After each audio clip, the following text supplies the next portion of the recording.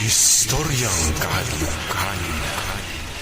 Bisaya Horror Stories.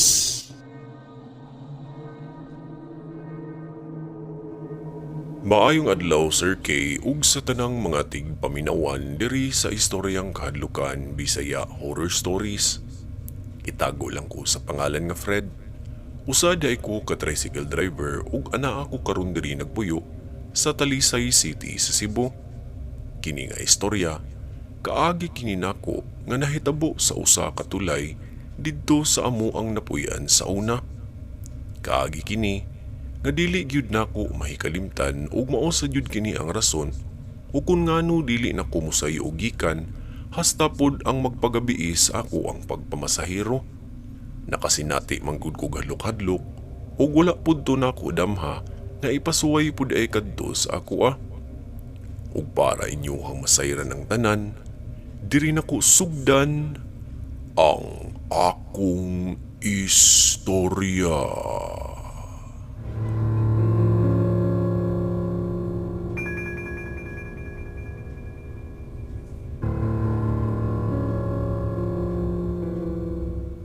Alas 10 sa gabi dihang nagbaniho gihapon ko sa ako ang pampasahiruan nga tricycle Sir Kay.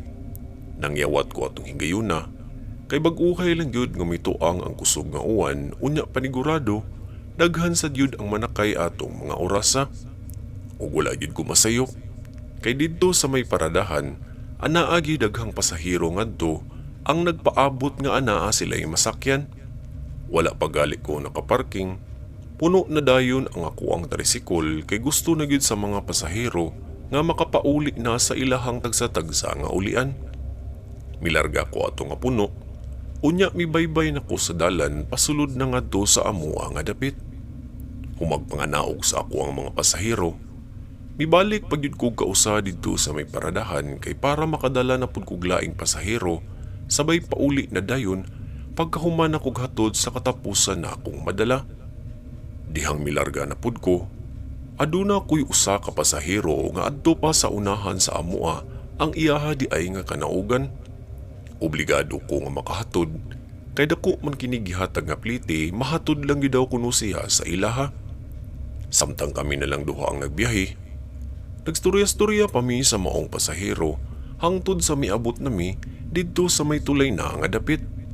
Ang tulay nga nagdugtong sa amo ang barangay ug sa kasikbit pud niini nga mga lugar. Samtang nagbaybay mi didto, kalit lang nga miawp ang ako ang makina ug mihinay sa ang dagan sa ako ang gimaniho nga tricycle.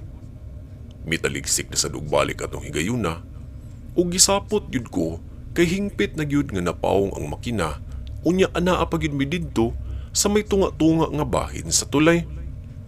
Nahadlok dito ang ako ang pasahero kay lagi anaa istorya-storya sa amo ang lugar nga abdanan na ang mao nga tulay unya anaa daw kunoy mo pakita nga mga nilalang kun moabot na ang kagabion. Gisikaran pa to na kong pag-ayo ang crank sa tricycle, aron lang nga muandar kini ug mura gyud mig gisungog pud atong higayuna kay muandar man tuod ang makina pero inig kataod-taod mapawong lang pud kini. Miaguros og kalit ang bugnaong hangin sabay pawong pud sa mga suga sa poste nga anaa didto sa mao nga dapit. Taod-taod, maay na lang gali kay miandar ra ang tricycle sa sige na kog sikad sa crank niini. Kita na po sa ako ang pasahero. Gaampo naman kini siya dito sa sulod, unya gapiyong pud ang iyahang mga mata, samtang galingkod siya sa lingkuranan. Dungog kaayo to nako, ang iyahang mga gipamulong sabay ingon niini, nga unta makapauli na daw mi kay milawom na gyud og sugod ang kagabion. Nakaingon pa ko, nga gidungog gyud ang iyahang mga giampo kay miandar ra sa pagbalik ang gimaniho nako nga tricycle. Lipay kaayo ko, kay nakalarga na gyud migbalik unya lipay sad siya kay makapauli na mi og dayon-dayon. Humagkanaog ato nga pasahero. Gihatagan pa gyud kog ekstra niya nga kwarta kay para daw pampuno daw sa angay nga paliton nga dapat para sa ako ang tricycle. Mipahiyom pa kini nako hangtod sa misulod na kini sa ilaha ug ako mibalik na pud ko ato sa agi sabay pauli na pud nako ngadto sa amoa. Dihang naabot na ko sa amo ang balay, hapit na to mag alas 12 sa gabi, Sir Kay. Unya pag-abli na ko sa amo ang pultahan, nagmata pa man di ang ako ang misis, kay gipaabot giday ko ato niya. Giasikaso ko ni ini, unya na ato siya gitabi ka nako, kabahin sa ako ang kauban, nga tawagon lang nako sa pangalan nga Celso, ug usapod kini ka tricycle driver sa amo ang dapit. Giungo daw si Celso kaganihang alas 8 sa gabi didto sa may tulay nga pirmi na kong malabyan didto sa may ubos. Gipakitaan daw kini didto si Celso ug wala kini makahibalo kung unsa daw kadto ang miharang sa iyaha. Gisupo pa to nako ako ang asawa kay anaan nasad ang mga istoryang hadlok-hadlok, unya wal arbagyoy kamatuoran kay puro sar kini mugna ug mga bakak nga mga sulti. Pero pung pas ako ang misis, gahinuktok daw si Celso sukad nga nakapauli kini, unya murag wala daw kini sa iyahang kaugalingon, dihang nahinabi kini sa iyahang asawa. Nahibawan kini sa ako ang misis, kay miagi daw ang asawa ni Celso diri mismo tungod sa amo ang balay. Nangita daw kinig mananambal, kay basin daw og nabuyagan si Celso o gipadautan baron sa wala niya mailhi. Miingon pa ang ako ang misis nga mag-amping daw kuno ko sa ako ang pagbiyahe, kay mahadlok pud siya nga maparihas unya daw ko sa nadangatan ni Celso. Miingon pa ko nga dili siya angay nga mabalaka, kay pirmi na kong ampingan ang ako ang kaugalingon, kay ako rabaya gyud ang nangita sa amoa. Naningkamot sad ko nga ana ako'y kita kada adlaw aron makasustenir kini para sa amo ang pagpamuyo, ug angay gyud pud ko nga mulihok. Mihalok pa ko sa agtang sa ako ang misis, sabay ingon dayon sa iyaha nga muuna na siya dito sa amo ang kwarto, kay para makapahuway na siya. Unya kalimtan lang to niya ang istorya kabahin sa nadangatan ni Celso didto sa gituuhang abdanan nga tulay. Human na to, Sir Kay, mitapad na dayon ko sa ako ang misis, unya natulog na dayon ko, kay sayo pasad ko nga mugikan para sa lain na pud nga adlaw. Lain pa yato Sir Kay, naapod ay ko'y mga soki nga ako'y maghuaan sa ilaha kung kadlaw na usayo pa lang sa buntag. Naanda naman gud nila nga ako ang maghatudan sa ilaha didto sa ilahang gisudlan nga trabahuan. Bali grupo kini sila, Sir Kay, ug taod-taod na pod nga ako ang ilahang gisuki nga driver, kay kasaligan lagi daw kuno ko sa pagbiyahe. Maayo na lang pod, Sir Kay, kay at least man lang sa sugod pa lang sa ako ang adlaw, anaanadan ko'y siguro nga kita tungod kay gisuki ko ato nila. Dihang pagkakadlaw na, mga alas 4:30 na to dihang nakamata ko, unya gaandam na ko sa ako ang tricycle, kay magkuha na ko sa ako ang mga suki. Kung magpamainit, mibiyahe na ko padulong sa gipuy-an sa ako ang mga suki, unya nahibaw-an ako nga wala man di ay sila'y trabaho atong pagkaantuan ako. Gipa-force libos sa daw sila, kay nagnihit pa daw ang produksyon sa ilahang gisudlan nga kumpanya, unya mo ingon lang daw sila kung mubalik na ang ilahang trabaho. Ako ato nga walay mahimo, bibiyahe na lang ko paingon sa paradahan, kay basin makadala pa ko ato og mga pasahero nga sayo sad migikan atong mga orasa. Noon, sayo pa man sad gyud atong pagkabuntaga, maong pabor nga makadala pa kog laing pasahero, kay ting duty na sad to sa mga nagsiksto og schedule. Dihang miagi na sad ko didto sa may tulay, Sir Kay, didto ko napahunong og galit, kay anaay usa ka babae adto ang anaa didto sa kilid sa dalan, unya nakasulob kini og puti nga bestida. Nagpahipi lang kini siya sa kilid, unya tingala ko kay wala gid kini siya mipaduol didto sa poste nga anaon tay hayag sa suga. Gisitsitan pa to nako pag-una, sabay tawag sa maong babae ug kun mo sakay ba siya, kay padulong na unta ko ngadto sa paradahan. Wala kini mo imik, ug gatutok lang yun ang maong babae didto sa may gibarugan ni ini, unya gatan-aw lang siya didto sa may dalan, unya lawom kaayo kini gihuna-huna. Dihang nasaylo nako sa iyang gibarugan, gilingi pa kini nako sa may side mirror ug dako naman lang nakong katingala, kay duguan naman ang maong babae, unya gisi-gisi na ang iyang gisuot nga bestida. Dali kong mibalik og kumot sa silinyador ug naa na sadto ang senaryo nga murag gisungog ko sa panahon, kay napaong na pud og balik ang ako ang makina. Napaong na sad og kalit, ang ako ang suga sa tricycle, hasta pud ang suga sa poste didto sa mao nga dapit. Gikulbaan akong sugod Sir Kay kay na timing na pud nga didto nasad sa mao nga tulay nahitabo ang susama sa ako ang nasinatian pagkagabi. Taod-taod, nakabantay ko nga milakaw ang maong babae ug mitikang pakinigikan sa iyang gibarugan paingon sa nahimutangan sa ako ang tricycle. Nag-abot na to ako ang ginhawa tungod sa ako ang gibating kakulba ug mitagaktak dito ang ako ang bugnaw nga singot tungod sa ako ang nasaksihang kahadlok. Milingi pa man kinig kalit sa ako ang dugo ang babae Sir Kay ug halos kasinggiton ako sa kahadlok apan walay tingog nga migawas gikan sa ako ang baba atong mga higayuna. Maayong lang gali kay miandar to ang ako ang tricycle ug dali ko nga mipabulhot og padagan sabay biya dayon nako didto sa mao nga dapit sa tulay. Duda nako, mao tingali to ang nagpakita sa ako ang kauban nga si Celso dihang milabay siya pagkagabi nga nag-inusara lang didto sa tulay. Pagkaabot nako sa may paradahan, ako pa ang kinaunhan nga miabot adto unya midagsa na dayon ang uban pa sa ako ang mga kauban nga sayusad ngaming biyahe atong pagkabuntaga. Natingala pa sila kay sayo daw kaayo ko unya himala daw kaayo kay ako gyud ang naguna sa linya. Didto, naabot na ang istorya kabahin sa nadangatan ni Celso unya nangutana pa ang usa sa ako ang kauban nga wala ba daw kuno ko pakitae didto sa may tulay nga sayo ra ba daw kuno kaayo ko nga namasahiro. Gikatawa na lang to nako kay dili pud ko gustong magpadala sa ako ang gibati samtang naghinomdom gihapon ko sa ako ang nasaksihan pagkaganiha. Paminaw nako, gimalikmata lang gyud siguro ko ato ug guni-guni lang to sa ako ang unahuna ang ako ang nakita didto sa may tulay. Dili sad ko gusto nga katawan ko sa ako ang mga kaubang driver kay maparehas unya ko ni Celso nga gisumsuman na hinuon sa mga istorya. Hangtod sa mipasada nako atong adlaw ug dako sa gidto ang ako ang agi tungod sa ako ang pagsayo og gikan ug ang pag-una nako didto sa may paradahan. Pero dili gito nako mahikalimtan nga gipakitaan ko og dugoan nga babayi ato mismong pagkabuntaga ug ato mismo pong adlaw.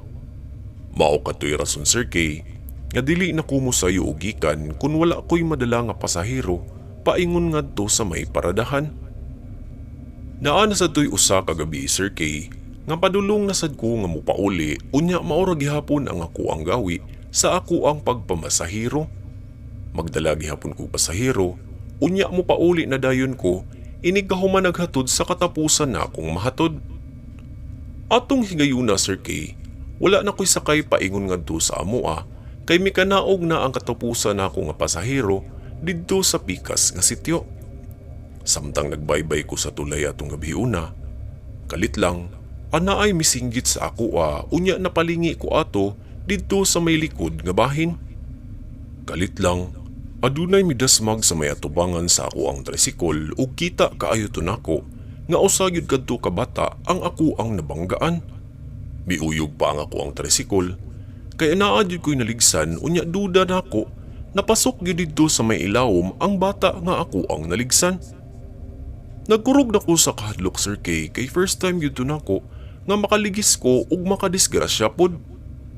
Ang ako pong gikahadlukan kay bata ang ako ang nabiktima ug wala ra ba sa gyud to nako tuyo. Pila ka segundo ang milabay, nakadungog kog ago dito sa dapit nga mura kini og nagpingit sa kasakit. Dito na ko nakita ang babayi nga mipakita nako pagkamiaging kadlawon ug nagdagan kini siya nga nagkadugo sa didto sa may agianan.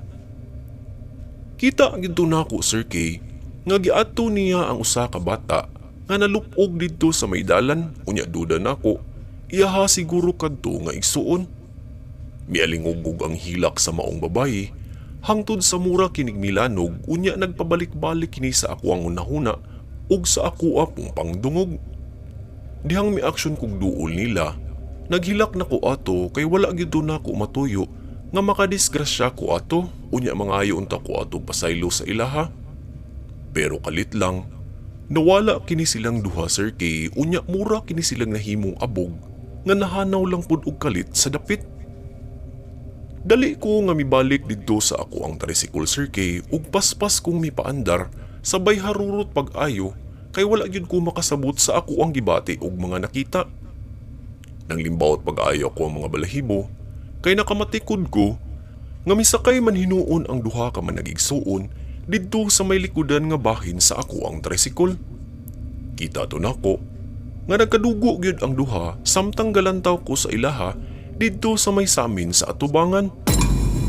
Napasinggit gyud ko ato sa kahadlok ug nakapanawag kog mga santos kay nagdala kog kalag sa babae ug bata nga mga samaran didto sa may tulay. Hangtod sa nga miabot na ko sa amoa, unya naratol gyud ko ato Sir Kay kay namugnaw gyud kog pag-ayo kay anaa gihapon sila sa tricycle. Gibiyaan gyud ay nako ang tricycle ug dali kong mipaabli sa amo ang pultahan kay mikanaog pud kinig apil unya mitan-aw pud kini sila sa amo ang balay. Natingala na lang ang ako ang misis nga militok daw ko sa atubangan sa amo ang balay nga dili ko makahatod sa ilaha kay dili man ako ang nakadisgrasya sa ilaha. Midagdag pa ko sa pag-ingon nga dili pud kini hospital ang ilahang gikanaugan ug mihisgot pa ko nga amo kini nga Pinoy-anan ug unta mamahawa na sad sila. Gitapik pa ko sa ako ang misis sabay tan-aw unya tutok sa ako ang mga mata kay murag wala na daw ko sa ako ang kaugalingon. Dali siyang mikuha sa amo ang rosaryuhan aron maulian lang daw ko ug didto nawad-an na gyud ko sa ako ang panimuot sabay blackout na dayon sa ako ang pananaw unya miitom na dayon to ang ako ang palibot. Dihang pagkamata na nako didto nako nahibaw-an nga gipakitaan na pud ay ko didto sa may tulay. Sa kwarto namo anaa adto ang mananambal ug saysay pas nagtambal sa akoa. Miuban daw ang mga kalag sa bata ug sa maguwang niini nga babayi kay gatuo daw ang managigsuon nga ako daw ang mutabang sa ilaha tungod kay gihit-an ran daw sila didto sa may tulay. Sigon pud sa nagsaysay kanako nga sa una anaa kunoy naligsan nga managigsuon didto mismo sa tulay nga ako ang pirmi nga pag-aagian. Wala daw tabang nga ang duha kay nahadlok daw ang nakaaksidente nga mapriso tungod sa nabuhat kay dead on the spot gyud daw ang managigsuon. Maong hangtod karon, anaa gihapon ang kalag sa duha kay didto gyud pud mismo nakutluan sila sa ilahang kinabuhi. Maong kung naay moagi sa dapit, unya mag-inusara lang sa may tulay, anha daw kini mo pakita o mo paramdam kay gatuo sila nga tabangan silang duha sa moagi. Sa nahitabo nako, didto gyud nako napagtanto nga dili gyud ay kitara ang nagpuyo diri sa kalibutan. Para nako lang, naka-experience man gyud kong ipakitaan ko ug angay sa gyud ay sila nga sutaon kung unsa gyud ang tinud-anay nga nahitabo sa ilaha. Dili tanang pakita o paramdam, pagpanghadlok na dayon ang tumong kay naaday uban nangayo kini og tabang o hustisya sa ilahang wala damha nga kamatayon. Wala sa day kini sila makadawat sa kalit-kalit nila nga pagkawala ug nahiaguman nila diri sa kalibutan. Sa ulahi, nangayo yun kog pasensya ug pasaylo nga dili ko makatabang kay ordinaryo lagi taon ko nga pagkatawo. Ang akong mabuhat, ang iampo lang yun sila ug unta, hinay-hinay na sa nilang madawat ang nahitabo sa ilaha. Nagtirik na lang sad ko og kandila sa dapit Sir Kay para makita pud nila ang kahayag nga ilahang gipangita. Karon Sir Kay, driver gihapon ko og tricycle sa amuang nabalhinan nga lugar diri dapit sa may Talisay City sa Cebu. Ug ang ako ang biyahe, anha ras tabunok dapit unya vice versa lang sa maura pod nga lugar. Kung wala ko'y lingaw, maminaw sa gyud ko sa inyohang channel ug hinaot nga mabasa kini ninyo ang ako ang gipadala. Kamo nalay bahala sa pagtarong ug pagkumpul-kumpul sa ako ang gipaambit nga istorya. Diri na lang kutob Sir Kay ug more power ani nga Bisaya Horror Channel. Unta, daghan pa ko nga madungog sa inyo nga mga content kay padayon ra sa jud ko nga naminaw. Kini di ay si Fred ug maayong adlaw kanatong tanan.